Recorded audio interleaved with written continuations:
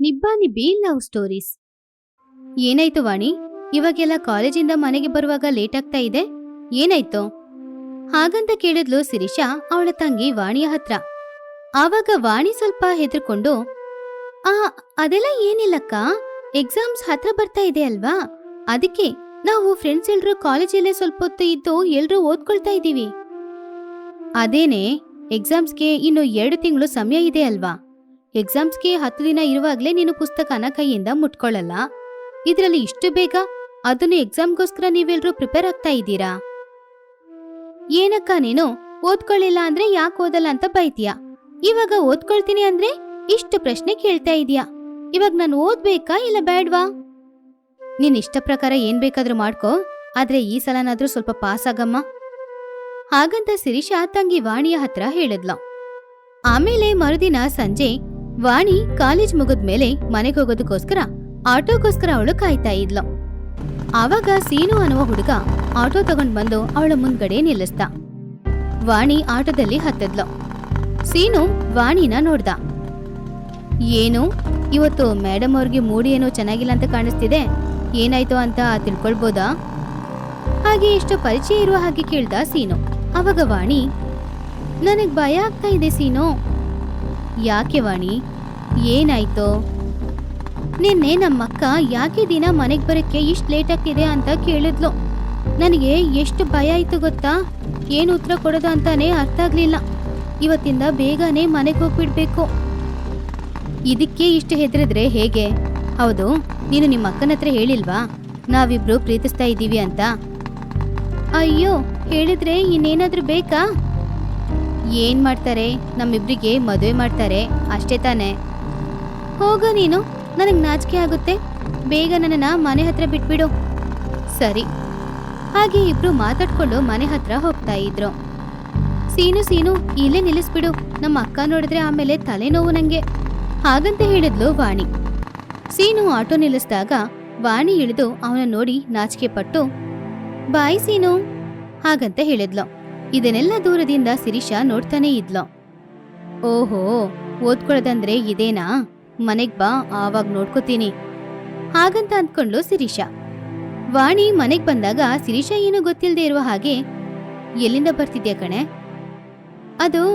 ಅದು ನೆನ್ನೆನೆ ಹೇಳ್ದೆ ಅಲ್ವಕ್ಕ, ದಿನ ಕಾಲೇಜಲ್ಲಿ ಓದ್ಕೊಂಡ್ ಬರ್ತಾ ಇದ್ದೀನಿ ಅಂತ.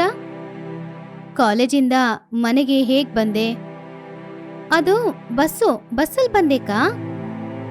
ಏನು, ನೀನ್ ಬಸ್ಸಲ್ಲಿ ಬಂದ್ಯಾ? ನಾನು ನೋಡ್ಲಿಲ್ಲ ಅಂತ ಅಂದ್ಕೊಂಡ್ಯಾ? ಆ ಆಟೋ ಅವನು ಯಾರೇ? ಅವನ ಹತ್ರ ಹಾಗೆ ನಗಾಡಿ ಮಾತಾಡ್ಬೇಕಾಗಿರೋ ಅವಶ್ಯಕತೆ ನಿನಗೇನೇ ಬಂದಿದೆ ಹಾಗಂತ ಕೇಳಿದ್ಲು. ಶಿರೀಷಾ ಆಟೋ ಬಗ್ಗೆ ಕೇಳಿದಾಗ ವಾಣಿಗೆ ಹೃದಯನೇ ನಿಂತೋಯ್ತು. ಆಟೋನಾ? ಯಾವ ಆಟೋ ಅಕ್ಕ? ನಾಟಕ ಮಾಡಿದ್ ಸಾಕು, ನಾನು ನೋಡ್ಲಿಲ್ಲ ಅಂತ ಅಂದ್ಕೊಂಡಿದ್ಯಾ? ನೀನ್ ಯಾರನ್ನ ನೋಡಿ ಯಾರೋ ಅಂತ ಅಂದ್ಕೊಂಡಿದ್ಯಾ, ನಾನ್ ಬಂದಿದ್ದು ಬಸ್ಸಲ್ಲಿ, ನಿನ್ ಮೇಲೆ ಪ್ರಾಮಿಸ್ ಅಕ್ಕ. ಓಹೋ, ಅಷ್ಟ್ ಬೇಗ ನಾನು ಹೋಗ್ಬಿಡ್ಬೇಕಂತ ಅಂದ್ಕೊಂಡಿದ್ಯಾ? ನಾಳೆ ಹೇಳ್ತೀನಿ ನಿನ್ ಕತೆ ಏನು ಅಂತ ಹಾಗಂತ ಸೀರಿಯಸ್ ಆಗಿ ವಾಣಿಗೆ ವಾರ್ನಿಂಗ್ ಕೊಟ್ಲು ಶಿರೀಷಾ. ವಾಣಿಗೆ ಏನ್ ಮಾಡದಂತಾನೆ ಅರ್ಥ ಆಗ್ಲಿಲ್ಲ. ತಕ್ಷಣ ಅವಳು ಸೀನಿಗೆ ಕಾಲ್ ಮಾಡಿ, ಸೀನು, ನಮ್ಮಿಬ್ರನ್ನ ಅಕ್ಕ ನೋಡಿದಾಳೆ ಅಂತ ಕಾಣಿಸ್ತಾ ಇದೆ, ಇಷ್ಟೊತ್ತು ಅದ್ರ ಬಗ್ಗೆನೇ ಜಗಳ. ನೀನೇನು ಹೆದರ್ಬೇಡ ವಾಣಿ, ನಾನಿದ್ದೀನಲ್ವಾ. ಅಯ್ಯೋ, ನೀನಿದ್ಯಾ ಸರಿ, ಇಲ್ಲಿ ನನ್ನ ಪರಿಸ್ಥಿತಿ ನಿನಗೆ ಅರ್ಥ ಆಗ್ತಾ ಇಲ್ಲ. ಇವಾಗ ನಾನು ಏನ್ ಮಾಡ್ಬೇಕು? ನನ್ನನ್ನ ಇಲ್ಲಿಂದ ಎಲ್ಲಿಗಾದ್ರೂ ಕರ್ಕೊಂಡು ಹೋಗು. ಏನು, ಎಲ್ಲಿಗಾದ್ರೂ ಕರ್ಕೊಂಡು ಹೋಗ್ಬೇಕಾ? ಹೀಗೆ ಇದ್ದಕ್ಕಿದ್ದಂತೆ ಹೇಳಿದ್ರೆ ಮತ್ತೆ ನನಗದೆಲ್ಲ ಏನು ಗೊತ್ತಿಲ್ಲ, ನನ್ನನ್ನ ಇಲ್ಲಿಂದ ಬೇಗ ಕರ್ಕೊಂಡು ಹೋಗು ಹಾಗಂತ ವಾಣಿ ಸೀನು ಹತ್ರ ಹಠ ಹಿಡಿದ್ಲು. ಆ ದಿನ ರಾತ್ರಿ ಸೀನು ಯಾರಿಗೂ ಗೊತ್ತಿಲ್ಲದೆ ವಾಣಿನ ಅವನ ಆಟೋದಲ್ಲಿ ಹತ್ಸಿ ಕರ್ಕೊಂಡು ಹೋದ. ಸೀನು ಒಬ್ನೇ ಆಟೋ ಓಡಿಸಿ ಸಂಪಾದನೆ ಮಾಡೋದೇ ಕಷ್ಟದಲ್ಲಿ, ಇದ್ರಲ್ಲಿ ವಾಣಿನ ಬೇರೆ ಕರ್ಕೊಂಡು ಹೋಗ್ತಾ ಇದ್ದಾನೆ. ಅವರಿಬ್ರಿಗೂ ಇನ್ನು 20 ವಯಸ್ಸು ಕೂಡ ದಾಟ್ಲೇ ಇಲ್ಲ. ಸೀನು, ನನಗೆ ಹಸ್ವಾಗ್ತಾ ಇದೆ, ಎಲ್ಲಾದ್ರೂ ನಿಲ್ಲಿಸ್ತೀಯಾ? ಊಟ ಮಾಡ್ತೀನಿ. ಸರಿ, ಒಳ್ಳೆ ಹೋಟೆಲ್ ನೋಡಿ ನಾನು ನಿಲ್ಲಿಸ್ತೀನಿ ಇರೋ. ಸೀನು ಒಂದು ಒಳ್ಳೆ ಹೋಟೆಲ್ ಹತ್ರ ಆಟೋ ನಿಲ್ಲಿಸ್ತಾ. ವಾಣಿ ಅವಳಿಗೆ ಏನೇನ್ ಬೇಕೋ ಎಲ್ಲಾನು ತಿನ್ಲು. ಅಮ್ಮಯ್ಯ, ಇವಾಗ ನನ್ನ ಹೊಟ್ಟೆ ತುಂಬಿತು, ಇಷ್ಟೊತ್ತು ಹಸುವಿಂದ ಎಷ್ಟು ಕಷ್ಟಪಡ್ತಾ ಇದ್ದೆ ಗೊತ್ತಾ ನಾನು. ಸರಿ, ಬಿಲ್ ಪೇ ಮಾಡು. ಬಿಲ್ ಕಟ್ಬೇಕಾ? ನೀನ್ ತಗೊಂಡ್ ಬರ್ಲಿಲ್ವಾ ಹಣ? ನಾನೇನ್ ತಗೊಂಡ್ ಬರ್ಲಿಲ್ಲ, ನಿನ್ನತ್ರ ಇಲ್ವಾ? ನನ್ನ ಹತ್ರ ಈ ಆಟೋ ಬಿಟ್ರೆ 1 ರೂಪಾಯಿ ಕೂಡ ಇಲ್ಲ. ಹಾಗಾದ್ರೆ ಬಿಲ್ ಹೇಗೆ ಪೇ ಮಾಡೋದು? ಹಾಗಂತ ಕೇಳಿದ್ಲು ವಾಣಿ. ಆಮೇಲೆ ಅವಳು ತಿಂದಿದ್ದಕ್ಕೆ ಆ ಹೋಟೆಲಲ್ಲಿದ್ದ ಎಲ್ಲಾ ಪಾತ್ರೆಗಳನ್ನ ತೊಳಿತಾ ಇದ್ಲು. ಹಬ್ಬ, ಇಷ್ಟು ಪಾತ್ರೆನ ನನ್ನ ಜೀವನದಲ್ಲಿ ನಾನು ತೊಳೆದಿದೇ ಇಲ್ಲ. ಸರಿ, ಮಲ್ಗೋದೆಲ್ಲಿ? ಇನ್ನೆಲ್ಲಿ? ಈ ಆಟೋದಲ್ಲೇ. ಏನು, ಈ ಆಟೋದಲ್ಲ? ಹೌದು. ಅದೇನು, ನಿನಗೆ ಮನೆ ಇಲ್ವಾ? ಇದೆ, ಆದ್ರೆ ಅದು ಹಾಳ್ ಬಿದ್ದೋಗಿದೆ. ಅಂದ್ರೆ ನಾವಿಬ್ರು ಈ ಆಟೋದಲ್ಲೇ ಬಾಳ್ಬೇಕಾಗುತ್ತಾ? ಹಾಗಂತ ಆಟೋದಲ್ಲಿ ನಿದ್ರೆ ಮಾಡೋ ಪ್ರಯತ್ನ ಮಾಡಿದ್ಲು ವಾಣಿ. ಆದ್ರೆ ಸೊಳ್ಳೆ ಕಾಟ, ಅದು ಅಲ್ದೆ ಅವಳಿಂದ ಚಳಿನೂ ತಡ್ಕೊಳಕ್ಕಾಗ್ಲಿಲ್ಲ. ಏನ್ ಸೀನು, ನನ್ನನ್ನ ರಾಣಿ ತರ ನೋಡ್ಕೊಳ್ತೀನಿ ಅಂತ ಹೇಳ್ದೆ, ಇದೇನಾ? ನಮ್ಮ ಪ್ರೀತಿಗೋಸ್ಕರ ನೀನು ಇದನ್ನ ಕೂಡ ಸಹಿಸ್ಕೊಳ್ಳಲ್ವಾ? ನಾಳೆಯಿಂದ ನೀನು ನನಗೆ ಊಟ ಹೇಗೆ ಹಾಕ್ತೀಯಾ? ನನ್ನನ್ನ ಕಾಲೇಜಿಗೆ ಹೇಗೆ ಕಳಿಸ್ತೀಯಾ? ಊಟಕ್ಕೇನಿದೆ, ಎಲ್ಲಾದ್ರೂ ದೇವಸ್ಥಾನದಲ್ಲಿ ಅನ್ನದಾನ ಹಾಕ್ತಾರೆ. ಇನ್ನು ಕಾಲೇಜ್ಗೆ ಅಂದ್ರೆ ನೀನು ಕಾಲೇಜ್ಗೆ ಹೋಗಿ ಏನ್ ಮಾಡ್ತೀಯಾ? ಹಾಗಂತ ಹೇಳ್ದ ಸೀನು. ಆ ಒಂದಿನ ರಾತ್ರಿಯಲ್ಲೇ ಅವಳ ಜೀವನ ಹೇಗಿರುತ್ತೆ ಅನ್ನೋದು ಅವಳಿಗೆ ಅರ್ಥ ಆಯ್ತು. ಇನ್ನೊಂದ್ ಕಡೆ ವಾಣಿ ಕಾಣಿಸ್ಲಿಲ್ಲ ಅನ್ನೋದ್ರಿಂದ ಶಿರೀಷಾ ವಾಣಿನ ಹುಡುಕ್ತಾ ಇದ್ಲು. ಸೀನು, ನನ್ನನ್ನ ನಮ್ಮ ಮನೆಯಲ್ಲೇ ಬಿಟ್ಬಿಡ್ತೀಯಾ? ಯಾಕೆ, ಏನಾಯ್ತು ವಾಣಿ? ಏನಾಯ್ತಾ? ನಿನ್ ಜೊತೆ ಇದ್ರೆ ನನ್ ಜೀವನ ಹೇಗಿರುತ್ತೆ ಅನ್ನೋದು ನನಗ್ ಗೊತ್ತಾಯ್ತು. ನನ್ನನ್ನ ಮನೆ ಹತ್ರ ಬಿಡ್ತೀಯಾ? ಹಾಗಂತ ಹೇಳಿದ್ಲು. ಸೀನು ಏನು ಮಾಡಕ್ಕಾಗದೆ ವಾಣಿನ ಮನೇಲಿ ಕರ್ಕೊಂಡು ಹೋಗಿ ಬಿಟ್ಟ. ವಾಣಿನ ನೋಡಿ ಶಿರೀಷಾ, ಏನೇ ವಾಪಸ್ ಬಂದಿದೀಯಾ? ಅವನಲ್ಲಿ ಏನಿದೆ ಅಂತ ನೀನು ಪ್ರೀತಿಸ್ದೆ? ಅಕ್ಕ, ಸೀನು ಆ ಆಟೋನ ಎಷ್ಟು ಸ್ಟೈಲ್ ಆಗಿ ಓಡಿಸ್ತಾನೆ ಗೊತ್ತಾ? ಆಟೋದಲ್ಲಿ ನನಗೆ ಎಷ್ಟಿಷ್ಟವಾದ ಸಾಂಗ್ಸ್ನ ಮಾತ್ರ ಪ್ಲೇ ಮಾಡ್ತಾನೆ. ಹಾಗೇನೆ ಅವಾಗವಾಗ ಫ್ರೀಯಾಗಿ ಮನೆಗೂ ಕರ್ಕೊಂಡು ಬಂದ್ಬಿಡ್ತಾನೆ. ಹಾಗಂತ ಹೇಳಿದ್ಲು ವಾಣಿ. ಆವಾಗ ಶಿರೀಷಾ, ಅಯ್ಯೋ ಹಾಳಾಗ್ ಹೋದವಳೆ, ಇದಕ್ಕೆಲ್ಲ ಯಾರಾದ್ರೂ ಲವ್ ಮಾಡ್ತಾರಾ? ಹಾಗಂತ ಶಿರೀಷಾ ತಲೆ ಮೇಲೆ ಕೈ ಇಟ್ಕೊಂಡ್ಲು. ನಿಬ್ಬಾ ನಿಬ್ಬಿಯ ಲವ್ ಸ್ಟೋರಿ. ರಾಮಾಪುರದಲ್ಲಿ ವನಜ, ಅಮಲ ಅನ್ನುವ ಇಬ್ರು ಅಕ್ಕ ತಂಗಿಯರು ಇದ್ರು. ಅವರದು ಬಡ ಕುಟುಂಬ. ವನಜ ಚಿಕ್ಕ ಚಿಕ್ಕ ಕೆಲ್ಸ ಮಾಡ್ಕೊಂಡು ತನ್ನ ತಂಗಿ ಅಮಲನ ಓದಿಸ್ತಾ ಇದ್ಲು. ಅಮಲ ಒಳ್ಳೆ ಹುಡುಗಿ. ಅಕ್ಕ ಹೇಳಿದ ಮಾತನ್ನು ಕೇಳಿ ಚೆನ್ನಾಗಿ ಓದ್ಕೊಳ್ತಿದ್ಲು. ದೊಡ್ಡವರು ಯಾರು ಇಲ್ಲ ಅಂದ್ರೂ ಕೂಡ ವನಜ ಅಮಲನ ಸ್ವಂತ ಮಗಳು ತರ ನೋಡ್ಕೊಳ್ತಾ ಇದ್ಲು. ಅವಳ ಕನಸೆಲ್ಲ ಅಮಲ ಮೇಲೆ ಇಟ್ಕೊಂಡ್ ಬಾಳ್ತಿದ್ಲು. ಆವಾಗ ಒಂದಿನ, ಅಕ್ಕ ಬೇಗ ಲಂಚ್ ಬಾಕ್ಸ್ ತಗೊಂಡ್ ಬಾ, ಕಾಲೇಜ್ಗೆ ಟೈಮ್ ಆಗ್ತಾ ಇದೆ. ಹಾ, ಬರ್ತಾ ಇದ್ದೀನಮ್ಮ. ತಗೋ ಲಂಚ್ ಬಾಕ್ಸ್. ಯಾವುದೋನು ಇಡಬಾರ್ದು, ಸರಿಯಾಗಿ ತಿಂದ್ಬಿಡ್ಬೇಕು. ಸರಿ ಅಕ್ಕ, ಎಲ್ಲಾನು ತಿಂತೀನಿ. ನೋಡು, ನಿನ್ನ ಫ್ರೆಂಡ್ಸ್ ಯಾರಿಗೂ ಕೊಡಬಾರ್ದು, ನೀನೇ ತಿನ್ಬೇಕು. ಹಾಗಿಲ್ಲಾಂದ್ರೆ ಒಂದ್ ವಾರಕ್ಕೆ ನಿನಗೆ ಇಷ್ಟನೇ ಇಲ್ದೇ ಇರುವ ಉಪ್ಪಿಟ್ನ ಲಂಚ್ ಬಾಕ್ಸ್ಗೆ ಹಾಕಿ ಕೊಡ್ತೀನಿ. ಸರಿ ಅಕ್ಕ, ನಾನು ಹೊರಡ್ಲಾ? ಹಾಗಂತ ಅಮಲ ಕಾಲೇಜ್ಗೆ ಹೊರಟ್ಲು. ಅಮಲ ತುಂಬಾ ಅಂದವಾಗಿರೋದ್ರಿಂದ ಕಾಲೇಜಲ್ಲಿರುವ ಎಲ್ಲ ಹುಡುಗಿರಿಗೂ ಹೊಟ್ಟೆ ಕಿಚ್ಚು. ಅವಳ ಗೆಳತಿಯರು ಕೂಡ ಅಮಲ ಅಂದವನ್ನು ಹಾಗೇನೆ ನೋಡ್ತಾ ಇದ್ರು. ಅಮಲ ಫ್ರೆಂಡ್ ಕವಿತಾಳಿಗೂ ಅವಳ ನೋಡಿದ್ರೆ ಹೊಟ್ಟೆ ಕಿಚ್ಚೆ. ಅಬ್ಬಾ, ನಿನ್ನಕ್ಕ ನಿನ್ನ ಎಷ್ಟು ಚೆನ್ನಾಗಿ ರೆಡಿ ಮಾಡಿ ಕಳಿಸ್ತಾರೆ ಕಣೆ, ತುಂಬಾ ಅಂದವಾಗಿ ಕಾಣಿಸ್ತೀಯ. ಅಲ್ಲ ಕಣೆ, ನೀನ್ ಕೂಡ ಇದೇ ರೀತಿ ರೆಡಿ ಆಗೋ. ನಾನ್ ಚೆನ್ನಾಗಿರೋದು ನಿನಗಿಷ್ಟ ಇಲ್ವಾ? ಹಾಗೆಲ್ಲ ಏನೂ ಇಲ್ಲ ಕಣೆ, ನಾನ್ ಕೂಡ ನಿನ್ನಾಗೆ ಅಂದವಾಗಿರ್ಬೇಕು ಅಂದ್ರೆ ಏನ್ ಮಾಡ್ಬೇಕು? ಅರೆ ಅಷ್ಟೇ ತಾನೇ? ಹಾಗಾದ್ರೆ ಮೊದ್ಲು ನೀನ್ ಸತ್ತೋಗಿ ನೆಕ್ಸ್ಟ್ ಜನ್ಮದಲ್ಲಿ ನಮ್ಮ ಅಕ್ಕನಿಗೆ ತಂಗಿಯಾಗಿ ಹುಟ್ಟು, ಆವಾಗ ಎಲ್ಲ ಸರಿ ಹೋಗುತ್ತೆ ಅಲ್ವಾ? ಬೇಡಮ್ಮ, ಅಂದವಾಗಿರೋದಕ್ಕೆ ಸಾಯ್ಬೇಕಾ? ಚೆನ್ನಾಗಿದೆ ನೀನ್ ಹೇಳೋದು. ಹಾಗಂತ ಇಬ್ರು ಜೋರಾಗಿ ನಗಾಡ್ತಿದ್ರು. ಹಾಗಂತ ನಗಾಡ್ತಾ ಬರ್ತಾ ಇದ್ದ ಅಮಲ ಪಕ್ಕದಲ್ಲಿ ಶಿವ ಅನ್ನುವ ಹುಡುಗ ಬಂದ. ಸ್ವಲ್ಪ ಹೆದರ್ಕೊಂಡೆ ಅವನು ಅಮಲ ಪಕ್ಕದಲ್ಲಿ ಬಂದು ನಿಂತ. ಅದನ್ನ ನೋಡಿ ಕವಿತಾಗೆ ಕೋಪ ಬಂತು. ಏನೋ ಶಿವ, ಇಲ್ಲಿಗ್ ಬಂದಿದೀಯಾ? ಏನ್ ಬೇಕು ನಿನಗೆ? ಇಲ್ ನೋಡು, ನಾನೊಂದು ಲೆಟರ್ ಬರ್ದಿದ್ದೀನಿ, ಇದನ್ನ ನೀನು ಅಮಲ ಹತ್ರ ಕೊಡು.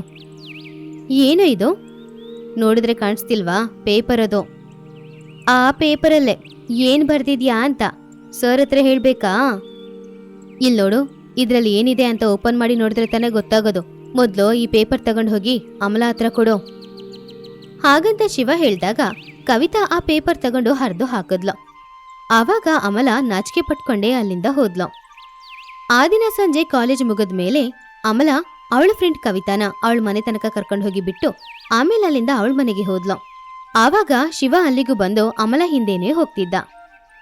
ಇಲ್ ನೋಡು ಅಮಲ, ಸ್ವಲ್ಪ ನಿನ್ನ ಹತ್ರ ಮಾತಾಡ್ಬೇಕು. ಸ್ವಲ್ಪ ನಿಂತ್ಕೊಂಡು ಕೇಳಿದ್ರೆ ನಾನ್ ನಿನ್ ಹಿಂದೆನೆ ಬರಲ್ಲ ಅಲ್ವಾ? ನಾನ್ ಹೀಗೆ ನಿನ್ ಹಿಂದೆನೆ ಬರ್ಬೇಕು ಅಂತ ತಾನೆ ನೀನ್ ನನ್ನ ಹತ್ರ ಮಾತಾಡ್ತಾನೆ ಇಲ್ಲ? ಹಾಗೇನೂ ಇಲ್ಲ. ಹಾಗಾದ್ರೆ ನಾನು ಹೇಳದ್ ಕೇಳು, ಸರಿ ಹೋಗುತ್ತೆ. ಶಿವ ಹೇಳಿದ ಕೇಳಿ ಅಮಲಾಗೆ ಕೋಪ ಬಂತು. ಅಮಲ ಶಿವನ ಗುರಾಯಿಸಿದ್ಲು. ಅದನ್ನ ನೋಡಿ ಶಿವ ಹೆದರ್ಕೊಂಡು ಅಲ್ಲಿಂದ ಹೋಗ್ಬಿಟ್ಟ. ಶಿವ ಆ ರೀತಿ ಹೆದರ್ಕೊಂಡು ಹೋಗಿದ್ದನ್ನ ನೋಡಿ ಅಮಲ ಜೋರಾಗಿ ನಗಾಡ್ತಾ ಇದ್ಲು. ಅದೇ ಆಲೋಚನೆಯಲ್ಲಿ ಅಮಲ ಮನೆಗೂ ಬಂದ್ಲು. ಆವಾಗ ಅಮಲನ ನೋಡಿ ವನಜ ಆಶ್ಚರ್ಯಪಟ್ಲು. ಏನೇ ಇವತ್ತು ತುಂಬಾ ಸಂತೋಷವಾಗಿದ್ಯಾ? ಏನೋ ನೆನಪಿಸ್ಕೊಂಡು ಜೋರಾಗಿ ನಗಾಡ್ತಿದ್ಯಾ? ಆ ಜೋಕ್ ಏನಂತ ಹೇಳಿದ್ರೆ ನಾನು ಸ್ವಲ್ಪ ನಗಾಡ್ತೀನಿ ಅಲ್ವಾ? ಅದೆಲ್ಲ ಏನೂ ಇಲ್ಲಕ್ಕ, ಸುಮ್ನೆ ನಗಾಡ್ತಿದ್ದೆ. ನನ್ನ ಫ್ರೆಂಡ್ ಕವಿತಾ ಇದ್ದಾಳಲ್ವಾ, ಅವಳು ಕಾಲೇಜಲ್ಲಿ ಮಾಡೋದನ್ನ ನೆನಪಿಸ್ಕೊಂಡ್ರೇನೆ ನನಗ್ ನಗು ಬರುತ್ತೆ. ಕಾಲೇಜ್ಗೆ ಹೋಗಿ ಓದ್ಕೊಳ್ಳಕ್ಕೇನೆ ಅದೃಷ್ಟ ಇರ್ಬೇಕು ಕಣೆ. ನನಗಂತೂ ಆ ಅದೃಷ್ಟ ಇಲ್ಲ. ನನಗೆ ಅಂತ ಸಿಕ್ಕಿದ ಕೆಲ್ಸನ ಮಾಡ್ಕೊಂಡು ಜೀವನ ಸಾಗಿಸ್ತಿದ್ದೀನಿ. ಅಲ್ಲಕ್ಕ, ನಿನಗೆ ಓದ್ಕೊಳ್ಳೋದಂದ್ರೆ ಅಷ್ಟಿಷ್ಟನಾ? ಓದ್ಕೊಳ್ಳೋದು ಯಾರಿಗಿಷ್ಟ ಇರಲ್ಲ ಹೇಳು? ಓದ್ಕೊಳ್ಳೋದೆಲ್ಲ ದೊಡ್ಡ ಭಾಗ್ಯ ಕಣೆ. ಆದ್ರೆ ನನ್ನನ್ನು ಓದ್ಸಕ್ಕೆ ಯಾರು ಇಲ್ವಲ್ಲ, ಆದ್ರಿಂದಾನೆ ಎಷ್ಟೋ ಕಷ್ಟಪಟ್ಟು ನಿನ್ನ ನಾನು ಓದಿಸ್ತಾ ಇರೋದು. ನೀನು ಚೆನ್ನಾಗಿ ಓದಿ ನಮ್ತರ ಬಡವ್ರು ಸುಮಾರು ಜನರನ್ನ ಓದಿಸ್ಬೇಕು. ಓದಿಸ್ತೀಯಾ ಅಲ್ವಾ? ಖಂಡಿತ ಅಕ್ಕ. ಆಮೇಲೆ ಮರುದಿನ ಅಮಲ ಕಾಲೇಜಲ್ಲಿ ಶಿವನ ನೋಡಿ ಮನಸ್ಸೊಳಗಡೆ ನಗಾಡ್ತಾ ಇದ್ಲ. ಅದು ನೋಡಿ ಶಿವ ಸಂತೋಷಪಟ್ಟ. ಸಂತೋಷ ತಡ್ಕೊಳಕ್ಕಾಗದೆ ಅವನು ನಗಾಡ್ತಾ ಇದ್ದ. ಅದನ್ನ ನೋಡಿ ಕವಿತಾಳಿಗೆ ಕೋಪ ಬಂತು. ಅಲ್ಲ ಕಣೆ, ಇವಾಗ ಎಲ್ಲ ಹಲ್ಲು ಕಾಣ್ಸತ್ತರ ಅವನ್ ಮುಂದ್ಗಡೆ ನಗಾಡ್ಲೇಬೇಕಾ? ಅವನ್ ನೋಡು, ಏನೋ ದೊಡ್ಡ ಸಾಹಸ ಮಾಡ್ದ ಹಾಗೆ ಸಂತೋಷವಾಗಿದ್ದಾನೆ. ಹಾಗಲ್ಲ ಕಣೆ, ನೀನು ನಾನು ಅವನ್ನ ಗುರಾಯಿಸಿದ್ನಾ, ಅದನ್ನ ನೋಡಿ ಅವನು ಹೆದರ್ಕೊಂಡು ಓಡ್ ಹೋದ್ನಾ, ಅದು ನೆನಪಿಗೆ ಬಂತು, ಅದಕ್ಕೆ ನಗಾಡ್ತಿದ್ದೆ. ಹೌದಾ? ಹಾಗಾದ್ರೆ ನಮ್ಮ ಮ್ಯಾಥ್ಸ್ ಸರ್ ಇದಾರಲ್ಲ, ಅವರು ನೋಡಿ ಕೂಡ ಗುರಾಯಿಸೆ, ಅವರು ಕೂಡ ಹೆದರ್ಕೊಂಡು ಓಡ್ ಹೋದ್ರೆ ಚೆನ್ನಾಗಿರುತ್ತೆ. ಇವತ್ ಬೇರೆ ಹೋಮ್ವರ್ಕ್ ಕೊಟ್ಟಿದ್ರು ಕಣೆ, ಆದ್ರೆ ನಾನು ಆ ಹೋಮ್ವರ್ಕ್ನ ಮಾಡ್ಲೇ ಇಲ್ಲ. ಅದಕ್ಕೆ ಯಾಕೆ ಅಷ್ಟು ಹೆದರ್ಕೊಳ್ತೀಯಾ? 5 ನಿಮಿಷದಲ್ಲಿ ನಿನ್ನ ಹೋಮ್ವರ್ಕ್ನ ನಾನ್ ಫಿನಿಶ್ ಮಾಡ್ತೀನಿ. ಹಾಗಂತ ಅಮಲ ಅವಳ ಫ್ರೆಂಡ್ ಕವಿತಾ ಹತ್ರ ಬುಕ್ ತಗೊಂಡ್ಲು. ಅಷ್ಟರಲ್ಲಿ ಶಿವ ಅಲ್ಲಿಗೆ ಬಂದು ಅಮಲ ಮುಂದ್ಗಡೆ ಒಂದು ಲೆಟರ್ ಇಟ್ಟು ಹೋದ. ಆ ಲೆಟರ್ನ ತೆಗೆದು ಕವಿತಾ ಓದಕ್ಕೆ ಶುರು ಮಾಡಿದ್ಲು. ಇವ್ ನಿನ್ನ ಲವ್ ಮಾಡ್ತಾ ಇದ್ದಾನೆ. ಅಯ್ಯೋ ದೇವ್ರೆ, ಲೆಟರ್ ಕೊಟ್ಟಿದ್ದಾನೆ ನೋಡು. ಇಲ್ ನೋಡೇ, ಈ ಲೆಟರ್ನ ನೀನು ಓದ್ಬೇಡ. ಹಾಗಂತ ಕವಿತಾ ಆ ಲೆಟರ್ನ ಹರ್ದಾಕದ್ಲು. ಆದ್ರೆ ಅಮಲ ಅವಳಿಗೆ ಗೊತ್ತಿಲ್ದೆ ಆ ಲೆಟರ್ನ ತೆಗ್ದಿಟ್ಕೊಂಡ್ಲು. ಮನೆಗ್ ಹೋದ್ಮೇಲೆ ಅವಳು ಆ ಲೆಟರ್ನ ಓದ್ತಾ ಇದ್ಲು. ಶಿವ ಅವಳನ್ನ ಎಷ್ಟು ಇಷ್ಟಪಡ್ತಾ ಇದ್ದಾನೆ ಅನ್ನೋದನ್ನ ಅವಳು ಅವತ್ತು ತಿಳ್ಕೊಂಡ್ಲು. ಹಾಗೆ ದಿನಗಳು ಹೋಗ್ತಾ ಇತ್ತು. ಮೆಲ್ಲೆ ಮೆಲ್ಲೆ ಅಮಲ ಬದ್ಲಾಗ್ತಾ ಇರೋದನ್ನ ವನಜ ಗಮನಿಸಿದ್ಲು. ಅಮಲ, ಇವಾಗ ನಿನ್ನತ್ರ ತುಂಬಾ ಬದಲಾವಣೆ ಬಂದಿದೆ ಕಣೆ. ರಾತ್ರಿ ಸಮಯದಲ್ಲಿ ನಿದ್ದೆ ಮಾಡ್ತಾ ಇಲ್ಲ, ಬುಕ್ಸ್ ತೆಗ್ದಿಟ್ಟು ನೀನು ಓದ್ತಾನೂ ಇಲ್ಲ, ಯಾವಾಗ್ಲೂ ನಗಾಡ್ತಿರ್ತೀಯ, ಸರಿಯಾಗಿ ಊಟ ಮಾಡ್ತಿಲ್ಲ. ಏನಾಯ್ತೆ? ಡಾಕ್ಟರ್ ಹತ್ರ ಹೋಗೋಣ್ವಾ? ಅರೆ ಅಕ್ಕ, ನನಗೇನಾಯ್ತು? ನಾನ್ ಚೆನ್ನಾಗಿದ್ದೀನಕ್ಕ. ಇವಾಗ ಯಾಕೆ ಹಾಸ್ಪಿಟಲ್ಗೆ ಹೋಗ್ಬೇಕು? ಹಾಗೆ ವನಜ ಹೇಳಿದ ಮಾತಿಗೆ ಅಮಲ ಒಪ್ಕೊಳ್ಳಿಲ್ಲ. ತನ್ನ ತಂಗಿಯನ್ನು ನೋಡಿ ವನಜ ತುಂಬಾನೇ ಯೋಚನೆ ಮಾಡ್ತಿದ್ಲು. ಕಾಲೇಜಲ್ಲಿ ಏನ್ ನಡೀತಿದೆ ಅಂತ ತಿಳ್ಕೊಳ್ಬೇಕು ಅಂತಾನೂ ಅಂದ್ಕೊಂಡ್ಲು. ಈ ಕಡೆ ಅಮಲ ಕಾಲೇಜ್ಗೆ ಹೋಗ್ಬೇಕಂತ ಅಂದ್ಕೊಂಡ್ಲು. ಮರುದಿನ ಯಾವಾಗ್ಲೂ ತರ ಅಮಲ ತುಂಬಾ ಅಂದವಾಗಿ ರೆಡಿಯಾಗಿ ಕಾಲೇಜ್ಗೆ ಹೋದ್ಲು. ಆದ್ರೆ ಇವತ್ತು ಶಿವ ಸ್ಟ್ರೈಟ್ ಆಗಿ ಅಮಲ ಹತ್ರನೇ ಬಂದ. ಇಲ್ ನೋಡಮಲ, ನೀನಂದ್ರೆ ನನಗೆ ಪ್ರಾಣ. ನಿನ್ನ ಹೆತ್ತ ತಾಯಿ ತರ ನೋಡ್ಕೊಳ್ತೀನಿ. ನಾವಿಬ್ರು ಮದುವೆ ಮಾಡ್ಕೊಳ್ಳನ್ವಾ? ನಿನಗೆ ಯಾವುದೇ ಕಷ್ಟನಿರಲ್ಲ. ನನ್ನ ಪ್ರೀತಿಗೆ ಓಕೆ ಹೇಳ್ಬೋದಲ್ವಾ? ಪ್ರತಿದಿನ ನಿನ್ನನ್ನು ನೋಡದೆ ನನ್ನಿಂದ ಇರಕ್ಕಾಗ್ತಿಲ್ಲ. ನನಗ್ ಗಾಳು ಬೇರೆ ಬರ್ತಾ ಇದೆ. I love you Amala. ಹಾಗಂತ ಶಿವ ಪ್ರಪೋಸ್ ಮಾಡಿದಾಗ ಅಮಲ ಅದನ್ ಕೇಳಿ ತುಂಬಾ ಸಂತೋಷಪಟ್ಲು. ಆಮೇಲೆ ಅಮಲ ಕೂಡ ಶಿವ ಹತ್ರ ಲವ್ ಯು ಅಂತ ಹೇಳಿದ್ಲು. ಹಾಗೆ ಆ ದಿನದಿಂದ ಅಮಲ ಶಿವ ಇಬ್ರು ಪ್ರೀತಿಸಕ್ಕೆ ಶುರು ಮಾಡಿದ್ರು. ಹೀಗೇನೆ ದಿನಗಳು ಹೋಗ್ತಾ ಇತ್ತು. ಅಮಲ ಅವಳ ಫ್ರೆಂಡ್ ಕವಿತಾ ಜೊತೆ ಜಾಸ್ತಿ ಹೊತ್ತು ಇರಲ್ಲ ಅನ್ನೋದ್ರಿಂದ ಕವಿತಾಳಿಗೆ ಕೋಪ ಬಂತು. ಶಿವ ಅಮಲ ಪ್ರೀತಿಯ ವಿಷಯ ಹೇಗಾದ್ರೂ ವನಜಾಗೆ ಹೇಳ್ಬೇಕು ಅಂತ ಅನ್ಕೊಂಡ್ಲು. ಆದ್ರೆ ಅಷ್ಟರಲ್ಲಿ ಅಮಲ ಅವಳ ಪಕ್ಕದಲ್ಲಿ ಬಂದ್ಲು. ಏನೇ, ಇವಾಗೆಲ್ಲ ನನ್ನ ಹತ್ರ ನೀನ್ ಬರ್ತಾನೆ ಇಲ್ಲ? ಏನಾಯ್ತು? ಆ ಶಿವನ ಲವ್ ಮಾಡಕ್ಕೆ ಶುರು ಮಾಡಿ ನೀನು ಕೊನೆಗೆ ನನ್ನನ್ನ ಮರ್ತೋದ್ಯಾ? ಏನೇ ನೀನು ಹೀಗೆಲ್ಲ ಮಾತಾಡ್ತೀಯಾ? ನೀನ್ ನನ್ ಫ್ರೆಂಡ್ ಕಣೆ, ನಿನ್ನನ್ ಯಾಕೆ ನಾನು ಮರಿತೀನಿ ಹೇಳು? ಸರಿ, ನಿನ್ನತ್ರ ಒಂದು ಮುಖ್ಯವಾದ ವಿಷಯ ಹೇಳ್ಬೇಕು. ಏನದು? ನಾಳೆ ನಾನು ಶಿವ ಇಬ್ರು ಮದುವೆ ಮಾಡ್ಕೊಳ್ತಾ ಇದ್ದೀವಿ ಕಣೆ. ಅಕ್ಕನಿಗೆ ಗೊತ್ತಿಲ್ದೇನೆ ಈ ಮದುವೆ ಮಾಡ್ಕೊಳ್ಳೋದು. ನೀನು ನನ್ ಜೊತೆನೇ ಇರೇ, ನನಗೆ ಯಾಕೋ ಟೆನ್ಷನ್ ಆಗ್ತಿದೆ. ನನ್ನಿಂದ ಇರಕ್ಕಾಗಲ್ಲಮ್ಮ, ನನ್ನನ್ ಬಿಟ್ಬಿಡು. ಹಾಗಂತ ಹೇಳಿ ಕವಿತಾ ಅಲ್ಲಿಂದ ಹೋದ್ಲು. ಇದೇ ಒಳ್ಳೆ ಸಮಯ ಅಂತ ಕವಿತಾ ವನಜ ಹತ್ರ ಹೋಗಿ ನಡೆದ ಎಲ್ಲ ವಿಷಯನೂ ಹೇಳಿದ್ಲು. ಅಮಲ ಲವ್ ಮಾಡುವ ವಿಷಯ ಕೇಳಿ ವನಜ ತುಂಬಾನೇ ಬೇಜಾರ್ ಮಾಡ್ಕೊಂಡ್ಲು. ಅವಳ ಕಣ್ಣಿಂದ ಕಣ್ಣೀರು ಬಂತು. ಮದುವೆ ಮಾಡ್ಕೊಳ್ಳೋಷ್ಟು ದೂರ ಬಂದಿದೆ ಅಂತ ಆಶ್ಚರ್ಯಪಟ್ಲು. ಮರುದಿನ ಅವಳ ತಂಗಿ ಮದುವೆ ನಡೀತಾ ಇರುವಾಗ ವನಜ ಹೋಗಿ ತಡೆದ್ಲು. ಅಮಲ ಅಕ್ಕನ ನೋಡಿ ತುಂಬಾನೇ ಹೆದರಿದ್ಲು. ಏನೇ ಇದು? ನೀನ್ ಲವ್ ಮಾಡೋ ವಿಷಯನ ನನ್ನ ಹತ್ರ ಯಾಕೆ ಹೇಳಿಲ್ಲ? ನಾನಿನಿಗೆ ಅಕ್ಕ ಮಾತ್ರ ಅಲ್ಲ, ನಿನ್ನಮ್ಮನು ನಾನೇ ತಾನೆ. ನನ್ನಿಂದ ಯಾಕೆ ಮುಚ್ಚಿಟ್ಟೆ? ನನ್ನನ್ನ ಕ್ಷಮ್ಸಕ್ಕ. ಮದುವೆ ಅನ್ನೋದು ಜೀವನದಲ್ಲಿ ತುಂಬಾ ಮುಖ್ಯವಾದದ್ದು. ಅದನ್ನ ರಹಸ್ಯವಾಗಿ ಮಾಡ್ಕೊಳ್ತಿದ್ದೀರಾ ಅಂದ್ರೆ ಅದು ತಪ್ಪಲ್ವಾ? ಆ ತಪ್ಪು ಮಾಡ್ಬೇಕಂತ ಯಾಕೆ ನಿನಗನ್ನಿಸ್ತು? ನೀನ್ ನನಗೆ ಮಾತ್ ಕೊಟ್ಟಿದೀಯ, ನಿನ್ಮೇಲೆನೆ ಎಲ್ಲ ಆಸೆ ಇಟ್ಕೊಂಡಿದ್ದೀನಿ. ಬಡವರನ್ನ ಓದಿಸ್ತೀಯ ಅಂತ ಹೇಳ್ದೆ ಅಲ್ವಾ, ನೆನ್ಪಿದ್ಯಾ? ಇಲ್ ನೋಡ್ ಶಿವ, ಇವಾಗ ಮದುವೆ ಮಾಡ್ಕೊಂಡು ಹೇಗ್ ಬಾಳ್ತೀರಾ ನೀವು? ಹಣ ಸಂಪಾದನೆ ಮಾಡೋ ವಯಸ್ಸಲ್ಲ ನಿಮ್ದು. ಚಿಕ್ಕ ವಯಸ್ಸಲ್ಲೇ ಲವ್ ಮಾಡ್ತೀನಿ ಅಂತ ಹೇಳಿ ಮದುವೆ ಮಾಡ್ಕೊಂಡು ತಪ್ಪು ಮಾಡ್ಬಿಡಿ. ನಿಮಗೆ ಚಿನ್ನದಂತ ಭವಿಷ್ಯ ಇದೆ. ನೀವು ಸಾಧನೆ ಮಾಡ್ಬೇಕಾಗಿದ್ದು ತುಂಬಾ ಇದೆ. ಚಿಕ್ಕ ವಯಸ್ಸಲ್ಲೇ ಮದುವೆ ಮಾಡ್ಕೊಂಡು ಕಷ್ಟಪಡ್ಬೇಕಾ ನೀವು? ಅದಕ್ಕೆ ಬದಲು ಚೆನ್ನಾಗಿ ಓದಿ ಒಳ್ಳೆ ಉದ್ಯೋಗಕ್ಕೆ ಹೋಗಿ ಆಮೇಲೆ ಮದುವೆ ಮಾಡ್ಕೊಂಡು ಸಂತೋಷವಾಗಿ ಇರ್ಬೋದಲ್ವಾ? ಇವಾಗೆಲ್ಲ ನಿಮ್ ಕೈಯಲ್ಲೇ ಇದೆ, ಆಲೋಚನೆ ಮಾಡಿ ನೋಡಿ. ಹಾಗಂತ ವನಜ ಹೇಳಿದಾಗ ಅಮಲ ಅವಳು ಮಾಡಿದ ತಪ್ಪು ಅರ್ಥ ಮಾಡ್ಕೊಂಡು ವನಜ ಕಾಲಿಗೆ ಬಿದ್ದು ಕ್ಷಮಾಪಣೆ ಕೇಳ್ಕೊಂಡ್ಲು. ಶಿವ ಮನಸ್ಸು ಕೂಡ ಬದ್ಲಾಯ್ತು. ಇಬ್ರು ಮನ್ಸನ್ನ ಬದಲಾಯಿಸ್ಕೊಂಡ್ರು. ವನಜ ಹೇಳಿದ ಪ್ರಕಾರ ಅಮಲ ಚೆನ್ನಾಗಿ ಓದ್ಕೊಳ್ಳಕ್ಕೆ ಶುರು ಮಾಡಿದ್ಲು. ತಂಗಿ ಚೆನ್ನಾಗಿ ಓದ್ಕೊಳ್ತಿರೋದನ್ನ ನೋಡಿ ವನಜ ಸಂತೋಷಪಟ್ಲು.